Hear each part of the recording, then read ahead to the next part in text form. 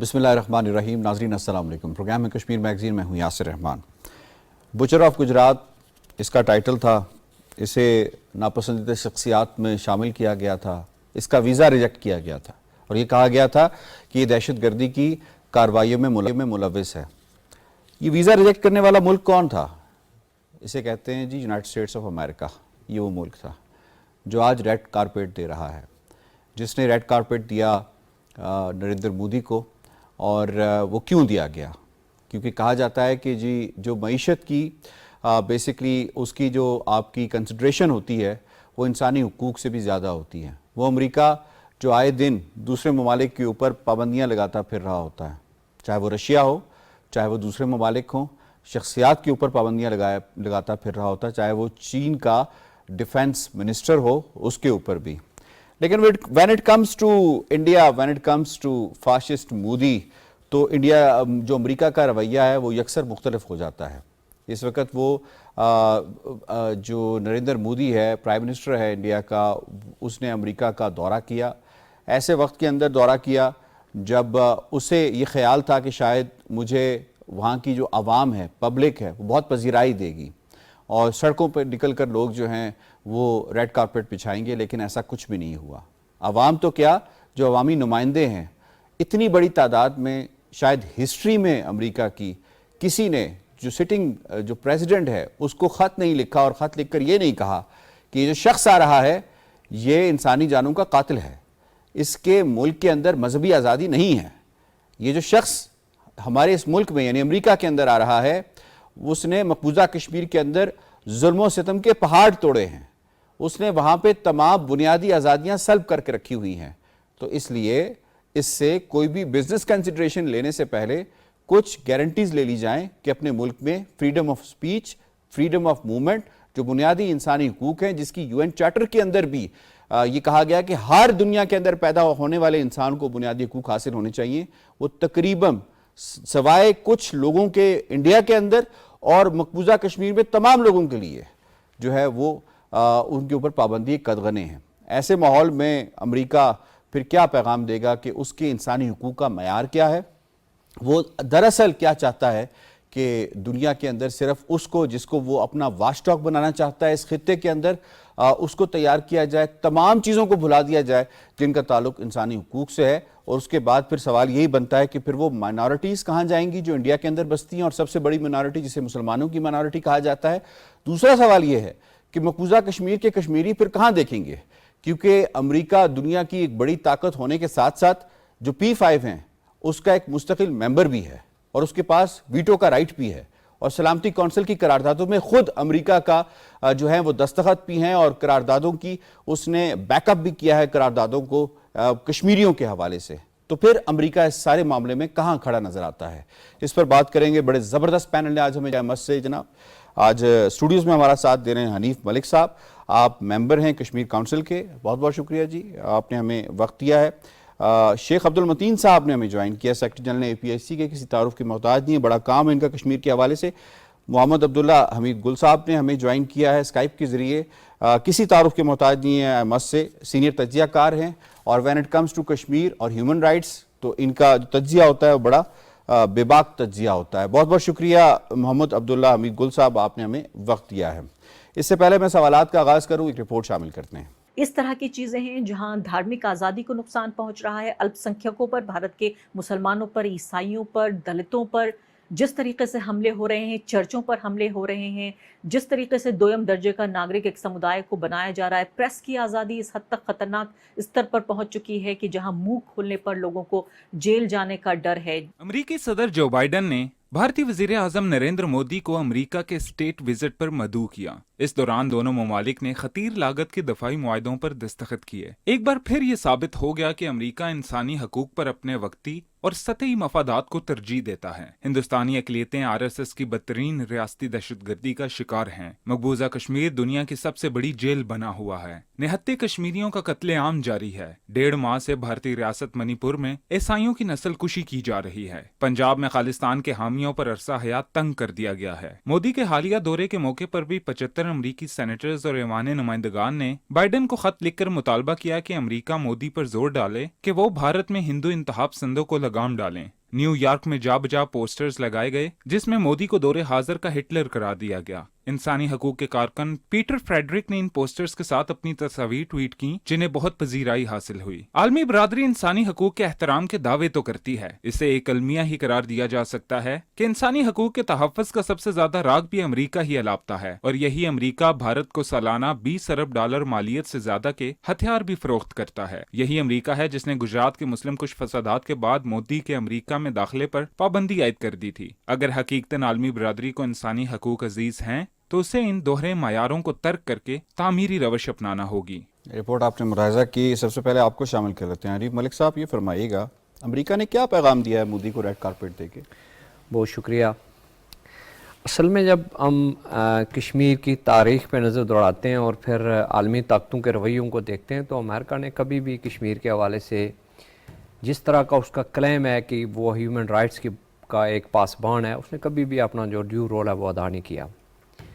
इससे पहले, बाइडेन से पहले ट्रंप की गवर्नमेंट थी, उसका जो एटीट्यूड कश्मीरियों के हवाले से था वो भी बड़ा वाज़ेह। और अभी जो बाइडेन की जो अभी उसने स्टेट विज़िट पे मोदी को बुलाया, मोदी के हवाले से तो इंटरनेशनली आपने बिल्कुल अपने इंट्रो में दुरुस्त कहा कि एक ऐसा शख्स जिसके ऊपर अमेरिका ने ख़ुद से ह्यूमन राइट्स की खिलाफ वर्जियों की बुनियाद पर पाबंदी लगाई और उसको वहाँ अमेरिका में दाखिल नहीं होने दिया, आज अमेरिका के लिए जो आपने आपको सुपर पावर के तौर पर दुनिया में अपना वजूद कायम रखने की नाकाम कोशिश कर रहा है, उसके मुंह पे एक बहुत बड़ा तमाचा है कि उसने एक ऐसे दहशतगर्द को जो न सिर्फ गुजरात के अंदर मुसलमानों के कत्लेआम का एक बहुत बड़ा मुजरम है, बल्कि कश्मीरियों के हवाले से जो उसकी पॉलिसी जो रवैये हैं उसके हवाले से उसने जो किरदार अदा किया है, बिलखुसूस 2019 से लेकर इस वक्त तक जो उसने मकबूजा रियासत को एक बड़ी जेल में जो है ना बदल के रख दिया है, बुनियादी इंसानी हकूक़ को बुरी तरह कुचल के रख दिया है,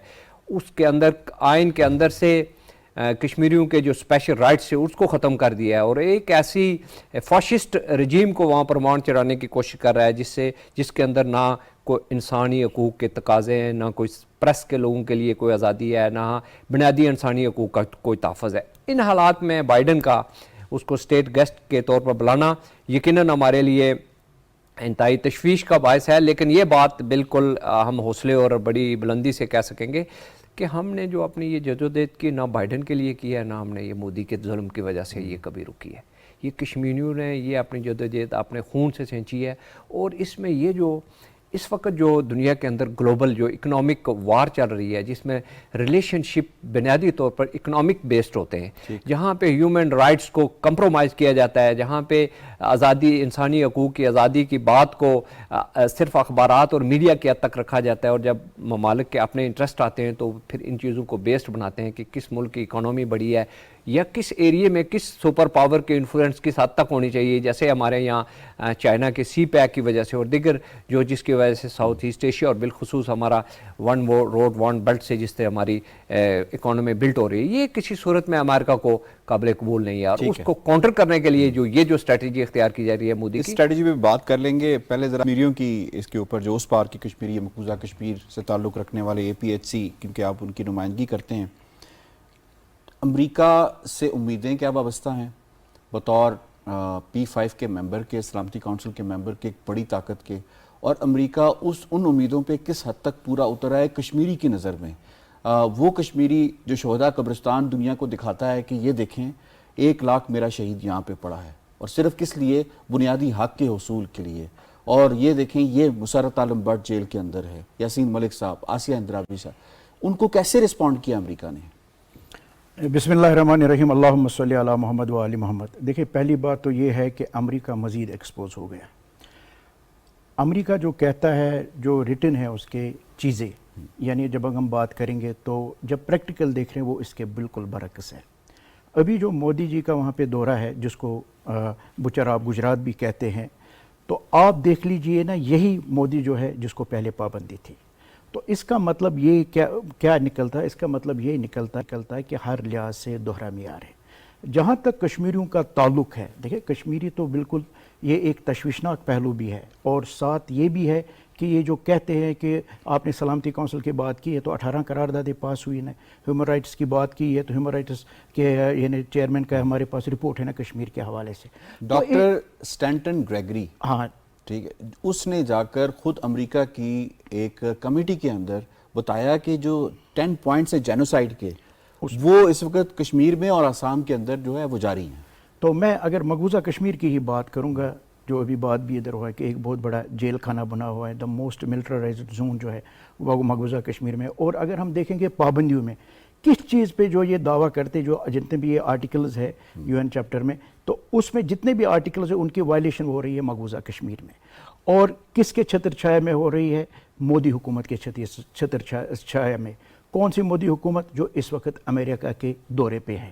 تو ہم یہ سمجھتے ہیں کہ کشمیریوں کی جو اپنی ایک جدوجہد ہے، اس کا ایک پرسپیکٹو ہے، اس کا ایک UN میں قراردادیں موجود ہے، وہ اپنی جگہ ان چیزوں سے ختم تو نہیں ہو سکتے، لیکن تشویشناک پہلو یہ ہے کہ یہ ان کے جو دعوے ہیں کہ انسانیت کے جو دعوے ہیں، پیس کا جو دعویٰ ہے، ہیومن رائٹس کے حوالے سے جو وہ دعویٰ ہے۔ ضمنی سوال میرا کہ کشمیری آپ پھر کس طرف دیکھیں؟ کشمیریوں کو یہ تو ایکسپوز ہو گیا امریکہ، تو اس حوالے سے پھر کشمیری آگے وے فارورڈ کیا ہو سکتا ہے؟ دیکھو وے فارورڈ تو کشمیریوں کے لیے ایک ہی کہ وہ اپنی جدوجہد کو برقرار رکھے، ٹھیک ہے نا، وہ تو کسی طرح سے دستبردار نہیں ہو سکتے ہیں نا، اس لیے نہیں ہو سکتے کہ ان کو پتہ ہے کہ ہمارے آگے جو ہے وہ ظالم ہے، اور ان کو پتہ ہے کہ جو ہم جو جدوجہد کرتے ہماری جدوجہد حق پہ مبنی ہے، دیر سویر لگتے ہیں۔ دیکھیں نا، اب آپ دیکھ لیجئے کتنی فوج وہاں پہ اس وقت موجود ہے، کیا انہوں نے کسی بھی وقت اپنے فوج کو کم کیا ہے؟ نہیں کیا ہے، یعنی روز بروز ہندوستان جو ہے وہ اپنے فوج کو وہاں اضافہ کر رہا ہے۔ اس کا مطلب ہے کشمیری جو اپنی جو جدوجہد کر رہے ہیں، خون سے کر رہے ہیں، جذبے سے کر رہے ہیں، اور جو بھارت کا وہاں پہ قبضہ جو ہے وہ صرف اور صرف طاقت کے بل بوتے۔ دیکھو ٹھیک ہے، آپ کا پوائنٹ آ گیا۔ عبداللہ حمید گل صاحب، میں آپ کو اس میں انوالو کروں گا، یہ فرمائیے گا کہ جو بیلنس خطے کے اندر امریکہ چاہ رہا ہے کہ چائنا کے مقابلے میں ہندوستان کو کھڑا کرے، ریئلسٹکلی سپیکنگ جو اکانومی کے حوالے سے ہے، پھر خاص طور پہ جو ڈیفینس کے افواج کے حوالے سے ہے، کسی طور پہ بھی بھارت جو ہے، انڈیا جو ہے، اس پیرامیٹر پہ پورا اترتا ہے جیسے امریکہ اس کو کھڑا کرنا چاہتا ہے اس پورے خطے کے اندر چین کا مقابلہ کرنے کے لیے؟ بسم اللہ الرحمن الرحیم، بہت شکریہ آپ کا۔ دیکھیں، پہلی بات یہ ہے کہ یہ ساری چیزیں جو ہیں یہ تو اپنی جگہ، لیکن ہمیں یہ دیکھنا چاہیے ہے کہ اس پر جو یونائٹڈ اسٹیٹس نے $880 بلین کا اپنا دفاعی بجٹ پیش کیا۔ 880 بلین کے اندر وہ کوئی بھی براہ راست جنگ جو ہے وہ نہیں لڑے گا، کیونکہ براہ راست جنگ کا انہوں نے افغانستان میں نتیجہ دیکھا، اور ویسے بھی ڈونلڈ ٹرمپ کی جو پالیسی تھی وہ پالیسی آف ریٹریٹ تھی، چاہے وہ نارتھ کوریا کے حوالے سے ہو، چاہے وہ سیریا کے حوالے سے ہو، یمن کے حوالے سے ہو، یا افغانستان کے حوالے سے ہو، وہ ہم نے بڑی واضح دیکھ لی۔ اب اس کا مطلب ہے کہ وہ خفیہ جنگیں جو ہے ان کا آغاز کرے گا، جن کو کلینڈسٹائن وارز کہا جاتا ہے۔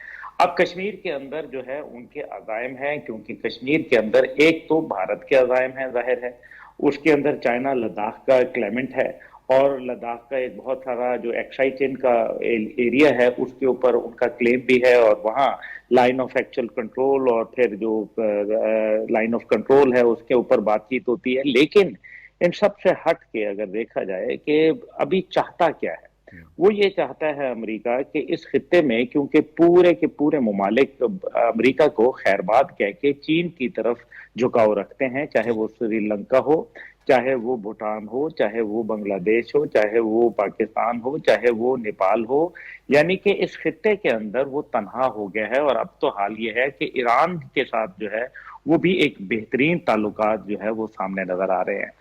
ایسی صورتحال کے اندر امریکہ اب بھاگتے چور کی لنگوٹی والی صورتحال ہے، وہ بھارت سے کچھ زیادہ امیدیں لگا بیٹھا ہے۔ اس کے لیے بھارت جو کیونکہ ایک ظاہر ہے اتنا بڑا ملک ہے، ان کو اپنی مصنوعات بھی بیچنی ہے، ساتھ ہی ساتھ آپ کو پتہ ہے نیوکلیئر پاور پلانٹس جو ہیں انہوں نے اس کا سودا کرنے کی بات کی ہوئی ہے، اور وہاں کچھ معاملات اس حوالے سے آلریڈی چل پڑے ہیں۔ اس سے پہلے جب اوباما جا رہے تھے तो अपने आखिरी हफ्ते में तकरीबन 68 दिफाई मुआहदात जो थे वो भारत को जो है वो दे के चले गए, और ये उनका एक उनके साथ नेचुरल अलाइनमेंट, या फिर आप उसको कह रहे हैं कि एक स्ट्रेटेजिक अलाइनमेंट उन्होंने अपनी शो कर दी है। अब ये तो सामने आ गया है, पाकिस्तान को क्या करना है, चीन को क्या करना है कि वो तमाम ममालिक जो इस टाइम पे एंटी तो अब्दुल्ला साहब, अमेरिका किसी तौर पे भी इंडिया की कैपेसिटी है कि वो चीन को इकोनॉमिकली, डिफेंस के पॉइंट ऑफ व्यू से, या जो चीन का इस पूरे खित्ते के अंदर जो डिप्लोमेटिक उसकी आउटरीच है उसका मुकाबला कर सके, इंडिया के अंदर कैपेसिटी है इस हवाले से? देखिए, डिप्लोमेटिक आउटरीच इंडिया की अच्छी है, ये एक रियलिटी है, लेकिन जहां तक बात है, क्योंकि डिप्लोमेसी भी जो है वो सच्चाई की बुनियाद पे होती है, झूठ पे नहीं होती, इसलिए वो ज्यादा देर दूर रस नताइज नहीं निकालती, जबकि उनकी डिफेंस कैपेबिलिटी जो है, मैं इससे ज्यादा मजीद क्या बोलूं कि डंडे खाते हैं वहां, डंडे खा खा के उनके 67 लोग जो थे वो चीन ने मार दिए। मतलब हाथ की फिस्ट फाइटिंग हुई, जिसमें मुक्के चले, जिसमें लातें चली, घूंसे चले, डंडे चले, सोटे चले, इलाका भी गया, लोग भी गए, और इलाका भी गया और लोग भी गए, और जो रुसवाई हुई वो तो उसके अलावा जो थू थू हुई, जग हटाई हुई, जो उनकी फौजी कैपेबिलिटी थी वो जो आश्कार होकर सामने आई। अब ये चाहते क्या है, भारत को इस्तेमाल करते हुए अमेरिका असल में कश्मीर में अपना मस्कन कायम करना चाहता है। वो ये चाहता है कि ऐसा एक जोन क्रिएट कर दिया जाए जहां वो एक पीस कीपर के तौर पर यूनाइटेड नेशन के आड़ के अंदर वो यूनाइटेड स्टेट्स ऑफ अमेरिका की जो फौजें हैं उनको वहां बिठा दिया जाए। ये उनका ख्वाहिश है। ये यकीनन इसके ऊपर अमल दरामद बहुत मुश्किल काम होगा, क्योंकि इसमें उनको कोई वेलकम नहीं किया जाएगा। ठीक है सर, आपका पॉइंट आ गया। आपके मुताबिक फ्यूचर के अंदर, नियर फ्यूचर के अंदर अब ये देख रहे हैं कि जो मकबूजा कश्मीर है वो इंटरनेशनल गेम का हिस्सा बनता हुआ हमें नजर आ रहा है। बिल्कुल आपका पॉइंट आ गया जी। मुझे क्विकली प्रोग्राम के दूसरे मौजू की जानिब बढ़ना है। दूसरा मौजू है मकबूजा कश्मीर से रिलेटेड ही, और मकबूजा कश्मीर के हवाले से यकीनन इस वक्त जो दावे हिंदुस्तान करता नजर आ रहा है, चाहे वो इंटरनेशनल फ्रंट के ऊपर करे, चाहे उसका मीडिया करे, चाहे वो दुनिया को कुछ और बताने की कोशिश करे कि वहाँ पे सब नॉर्मल है, ये नया कश्मीर है, आर्टिकल 370 और 35 की एब्रोगेशन के बाद यहाँ पे सब हालात बेहतर हो गए हैं। एब्रोगेशन से पहले के जो हालात थे, जून 2018 में महबूबा मुफ्ती की जो कठपुतली हुकूमत थी उसके साथ बीजेपी का इश्तराक था, उसे ख़त्म किया गया, और उसके बाद फिर डायरेक्ट रूल के अंदर, यानी दिल्ली का डायरेक्ट रूल इसके अंदर आ गया, और उसके तकरीबन 5 साल मुकम्मल हो गए हैं। उसको सेलिब्रेट करने या उसको देखने के लिए अमित शाह जो है वो मकबूजा कश्मीर के अंदर मौजूद है। पहले ये शॉर्ट देख लें, फिर इसके बाद मजीद बात करते हैं। To tell you the truth, if you visit Kashmir today, you will see the place which was already converted in an open air prison has been converted in Guantanamo today, because even houses have been taken over, homes have been taken over. There is 3, 4, 5 tier security. There are, checkings going on. Everything in the homes is being turned upside down. If you want, I have something in my phone which I can show you how they are going about the searches. Hanif Malik साहब, ये फरमाइएगा, जिस normalcy का India दावा कर रहा है, normalcy किस किस्म की नॉर्मलसी मकबूजा कश्मीर के अंदर आई है, बिलखुसूस आर्टिकल 370 और 35A के खात्मे के बाद, बिलउमूम जो इनका इश्तराक टूटा था और उसके बाद डायरेक्ट रूल आया था? देखें, अगर इंडिया खुद से इसको नॉर्मल समझता होता तो कभी भी अपने आइन के अंदर से 370 और 35A को कभी स्पेशल अरेंजमेंट खत्म ना करता। अब बात यह है कि ये वो फेक एक मुल्क है जो दुनिया को गुमराह कर रहा है, और अपनी इस गुमराही को कायम रखने के लिए उसने वक्त के साथ साथ अपनी स्ट्रेटेजी तब्दील की। और बिल्कुल ये बात दुरुस्त है कि उसकी जो फेक डेमोक्रेसी है, उसकी जो फेक डिप्लोमेसी है, उसने कुछ वक्त तक तो लोगों को बेवकूफ़ बनाए रखा, लेकिन अब ये मुमकिन नहीं रहा। अब आप उस बात का जायज़ा लें। पहले ये इनकी एक पॉइंट ऑफ व्यू था कि ये जो जितनी भी मकबूजा कश्मीर के अंदर जो तहरीक की जदोजहद है, ये सारी पाकिस्तान इंपोर्ट कर रहा है। तो वो जब बुरहान वानी ने की जब शहादत हुई 2016 में, तो उस वक़्त जब आपको याद होगा कि मियां नवाज शरीफ साहब ने UN के जनरल कौंसिल के इजलास में बुरहान वानी को कश्मीरी नौजवान लीडर कहा, और वो उनके कहने का ये मकसद क्या था, अगर इस पे गौर किया जाए तो बेसिकली वो दुनिया को ये बताना चाह रहे थे कि ये भारत जो प्रोपोगेशन कर रहा है कि पाकिस्तान मकबूजा कश्मीर के अंदर इन्वॉल्व है, یہ وہ انڈیجنس موومنٹ ہے کشمیریوں کی جو وانی کی شکل میں، برہان وانی کی شکل میں سامنے آئی، اور اس کو انہوں نے رول ماڈل کے طور پر سامنے لایا، اور جس کے اوپر انڈیا کا جو میڈیا تھا اور امیت شاہ صاحب اور ان لوگوں نے ایک وویلا کھڑا کر دیا کہ میاں نواز شریف نے جو ہے نا یہ کیسے جو ہے نا ہمارے معاملات میں ایک دہشت گرد کو وہ کہہ رہے تھے برہان مظفر وانی کو، کہ اس کو اس نے ہیرو قرار دے دیا۔ ہمارا ہیرو ہے، ہمارا تو ہیرو ہے وہ۔ اس میں بات یہ ہے کہ میاں نواز شریف صاحب نے جو بات کی تھی وہ تو کشمیریوں کی دل کی آواز تھی، اور آج بھی میں یہ کہنا چاہوں گا، آج بھی ہماری جو پاکستان کے اندر گورنمنٹ قائم ہے اور جس کے اندر یہ کشمیر ہماری شرح صرف زبان کی حد تک کہنے کی بات نہیں، یہ ہماری پالیسی کا حصہ ہے کہ جب تک مقبوضہ کشمیر کے ہمارے بھائی اپنی اس جدوجہد میں کامیابی حاصل نہیں کر سکتے، ہم بھارت کے ہر اس پروپیگنڈے کا جس کا وہ چاہے وہ امریکہ کے اندر کرتا ہے، چاہے وہ دنیا کے کسی بھی کونے میں ڈپلومیٹک فورم پہ کرتا ہے، یا کسی اور فورم کو یوز کرتے ہوئے نام نہاد این جی اوز کے ذریعے یا دیگر ہیومن رائٹس کی بات کرتا ہے، تو وائلیشن جو ہو رہی ہے اب دنیا اس کو سمجھنے لگی ہے۔ اور میں یہ سمجھتا ہوں کہ یہ ایک فیک سٹوری ہے جو اپنے انجام کو ہے، جس طرح بھی آپ نے کہا کہ امریکہ جو اپنی سپر پاور کی حیثیت دنیا میں کھو رہا ہے تیزی کے ساتھ، اس نے ایک ڈوبتے جہاز کو دوبارہ سے وہ جپھی ڈالنے کی کوشش کی ہے، سارا نہیں، اس کو جپھی مارنے کی کوشش کی ہے۔ اب وہ اس کی جو اندر کی پریشانی ہے اس کو بھی سمجھیں، اور یہ جس کے ساتھ جپھی مار رہا ہے اس کی حالت تو آپ سے اور مجھ سے بہتر کوئی نہیں جانتا۔ بالکل پریزیڈنٹ شی نے بھی چٹا جواب دے دیا کہ آپ کے ساتھ ہم ڈیفینس ٹائز نہیں بڑھائیں گے۔ ابھی بلنکن وہیں پہ تھا، بلنکن واپس گیا، اور بڑے اگر میڈیا کی آپٹکس دیکھیں تو وہ بالکل منہ لٹکا کے واپس گیا۔ شیخ صاحب اس میں آپ کو انوالو کرتا ہوں، normalcy, what type of normalcy India is claiming after 370-35A، اور اسپیشلی جو ڈائریکٹ رول ہے، ڈائریکٹ رول کے بعد بھی یہ کنٹرول حاصل نہیں کر سکے، ان کے اپنے چنیدہ لوگ وہاں پہ وزٹ نہیں کر سکتے۔ خود امت شاہ جب وہاں پہ وزٹ کرتا ہے، جیسے ابھی اس نے وزٹ کیا، وہ اتنے حصار میں کرتا ہے کہ 4-4 5-5 سیکیورٹی لیئرز ہوتی ہیں اس کی۔ یہ نارملسی ہے؟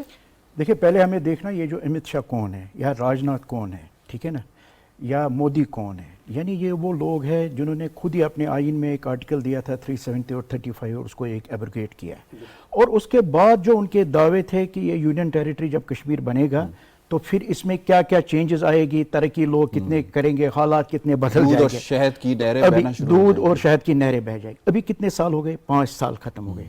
کیا چینج آئی ہے؟ یہ چینج آئی ہے کہ ملٹری میں پھر اضافہ ہوا ہے، آکوپیشنل فورسز پھر مزید وہاں پہ بڑھائے گئے ہیں، اور ساتھ یہ ہے جو آپ نے خود بھی کہا ہے، جو ان کا دورہ ہوتا ہے، اگر وہاں پہ نارمل سی ہے تو یہ آئے جائے اور لوگوں سے ملے نا۔ ابھی ان نے جو یہ G20 کا بھی کیا تھا اجلاس، تو آپ نے دیکھا کہ ان کو کس طرح 5 لیئرز میں سیکیورٹی تھی، 5 لیئرز میں، ان کی ایئر فورس، ان کی نیوی، ان کی کمانڈوز، ان کے SSG، ان کی پولیس، ان کی سیکیورٹی، پیراملٹری، مائی گاڈ، اور کیا نام ہے آپ نے تفصیلات بتائے۔ اس کا مطلب یہ ہے کہ یہ جو ہے نا، یہ نمک پاشی کے مترادف ہے جو یہ دورے ان کے ہیں، اور یہ جو صرف ہے، یہ صرف اور صرف دھوکہ ہے اور کوئی چیز نہیں ہے۔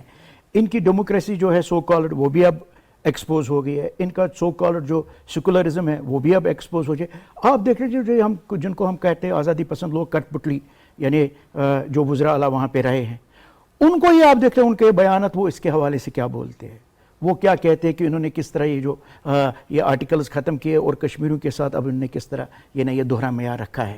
یہ وہ لوگ ہیں، ہم تو آزادی پسند لوگ ہیں۔ تو اس لیے میں سمجھتا ہوں کہ یہ جو بھارت کا ہے، یہ صرف جھوٹ پہ مبنی ہے، یہ فریب پہ مبنی ہے، اور ان حالات سے جو ہے گراؤنڈ سچویشن نہیں بدلتی۔ گراؤنڈ سچویشن تب یہ بدلتی ہے جب کشمیریوں کو ان کا حق خود ارادہ دیا جائے گا۔ بالکل ٹھیک ہے۔